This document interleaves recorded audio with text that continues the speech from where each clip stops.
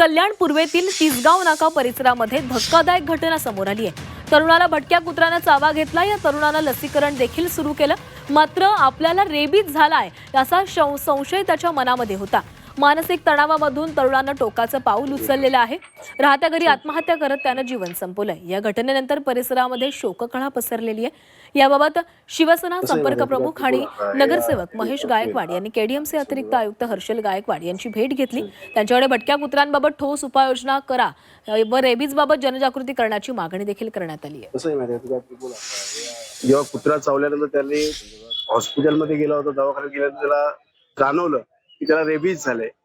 त्या रेबीज आजाराला कंटाळून त्याने आत्महत्या केली असं सोसायटीमध्ये त्यांनी नोंद केलेली आहे।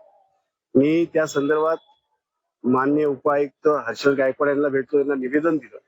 त्यांनी तत्काळ भटक्या कुत्र्यांसाठी, भटक्या श्वानांसाठी त्यांनी लसीकरणाचं केंद्र काढलेलं आहे। येणाऱ्या काळामध्ये मोठ्या संख्येने जेवढे आपल्या कल्याणपुरीमध्ये भटकी श्वान आहेत त्यांना त्या ठिकाणी लसीकरण केलं जाईल असं त्यांनी मला आश्वासन दिलेलं आहे।